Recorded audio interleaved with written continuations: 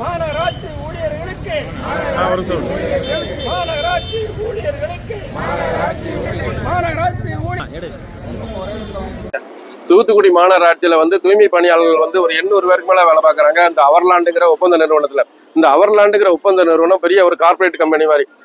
தமிழ்நாட்டுல ஒரு 10 மாநகராட்சியில எடுத்துக்கிட்டு நடத்துறாங்க இந்த தூய்மை பணியை. நாங்க என்ன சொல்றோம், இந்த தூய்மை பணியை வந்து கான்ட்ராக்ட் ஒப்பந்த முறையை ரத்து பண்ணணும் அப்படிங்கிற அந்த அரசு வந்து ஒப்பந்தத்தை ரத்து பண்ணிருக்கு அப்படிங்கிற போது எங்களுக்கு வரவேற்கிறோம்.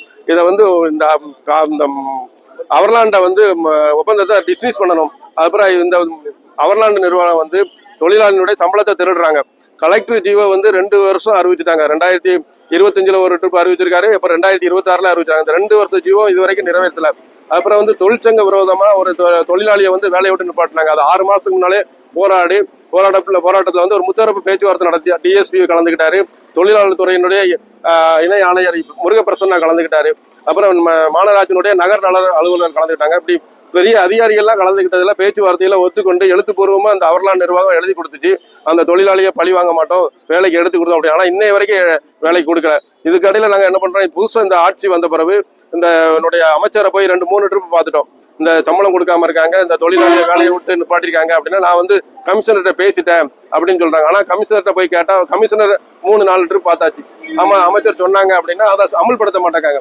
அப்போ இந்த கமிஷனருக்கு வந்து ஆட்சி மாறினது தெரியலையா, இல்லைன்னா அமைச்சருக்கு வந்து கட்டுப்பட மாட்டாங்களா இந்த தூத்துக்குடி மாநகராட்சி?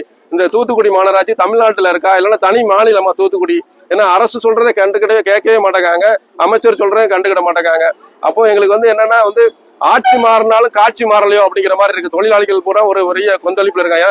அவங்களுடைய வேலைக்கு சம்பளத்தை தான் கேட்காங்க, வேற ஒண்ணும் இல்லை. அந்த வந்து இந்த சம்பளத்தை கொடுக்கணும்னு சொல்லி தான் இன்னைக்கு ஒட்டுமொத்தமா விடுபெடுத்து ஒரு மனு கொடுக்கும் போராட்டம்னு வச்சிருக்கோம். இப்போ ஒரு 200 பேர் கலந்துக்கிட்டாங்க. இன்னும் வரும்போது ஒரு 500 10 மணிக்குள்ள வரும்போது ஒரு 500 பேர் வந்து கலந்துக்கிடுவாங்க. ஒரு முறையும் வந்து இந்த மாதிரி வந்து ஆர்ப்பாட்டம் பண்ணிட்டு தான் இருக்கீங்க. உங்களையும் பேச்சுவார்த்தை அதிகாரிகள் வேற யாரும் மிரட்டுறாங்களா?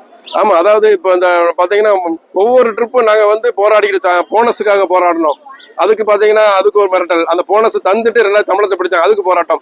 அப்ப இந்த தூய்மை பணியாளருடைய தங்க தலைவரை வந்து பொன்ராஜை வந்து வேலையை விட்டு நிப்பாட்டினதுக்கு 2 ட்ரிப்பு போராடிட்டோம்.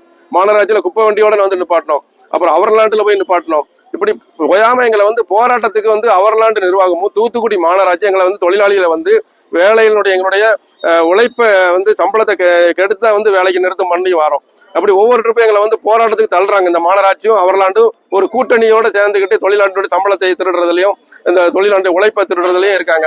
இதை வந்து கண்டிச்சு தான் இன்னைக்கு வந்து நாங்க வந்து ஒரு பெரிய போராட்டமா நடத்திக்கிட்டு இருக்கோம். அடுத்த கட்டமா இனிமே இதே நீதி கிடைக்கலன்னா அடுத்து தொடர் போராட்டமோ இல்லைன்னா வந்து ஒரு சாலை மறியல் போராட்டமோ இப்படி நடத்தலாம் அப்படிங்கிற ஒரு முடிவுல இருக்கும்.